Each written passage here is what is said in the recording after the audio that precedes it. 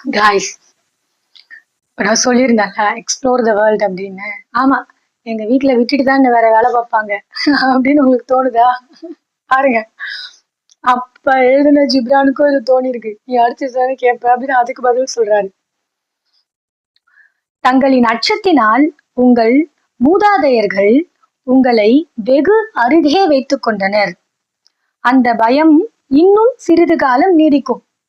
உங்கள் வீட்டையும் வயலையும் இன்னும் சிறிது காலம் நகர எல்லை சுவர்கள் பிரிக்கலாம். ஆனால் இவை நடக்க சிறிது காலம் ஆகும், இப்போது அல்ல. நம்மளோட இன்செக்யூரிட்டிஸ் தானே நம்மளை விட மாட்டேங்குது.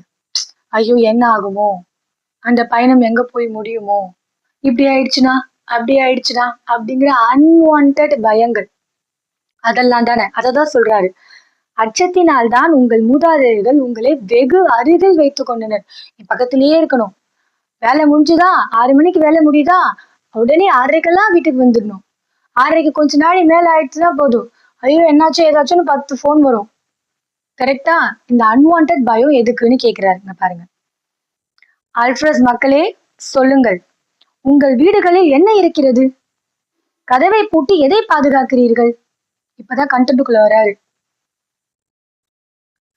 அமைதி இருக்கிறதா? உங்கள் சக்தியை அடையாளப்படுத்தும் மௌனமான உந்துதல் இருக்கிறதா? மனதின் சிகரங்கள் மீதும் பளபளக்கும் வளைவுகளாக நினைவுகள் இருக்கிறதா?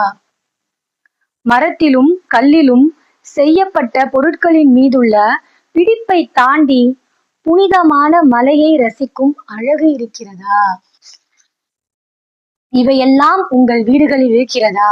சொல்லுங்கள். அல்லது சுகம் மட்டும்தான் இருக்கிறதா? சுகத்தின் மீதான போகம்தான் இருக்கிறதா? திருட்டுத்தனமான வீட்டுக்குள் விருந்தினராக புகுந்து பிறகு வீட்டு எஜமானனாக மாறிவிடும் சுகம்தான் இருக்கிறதா? சுகம் நம்மை பணிய வைத்துவிடும். காய்ஸ், ஐயோ இந்த 3 நிமிஷம் பத்தாதே, இத நான் உங்ககிட்ட எக்ஸ்பிளைன் பண்ணி முடிக்க. இருங்க, என்னால முடிஞ்ச அளவுக்கு இத எப்படியாவது உங்ககிட்ட கடத்திட முடியுமா அப்படின்னு பாக்குறேன் நானு.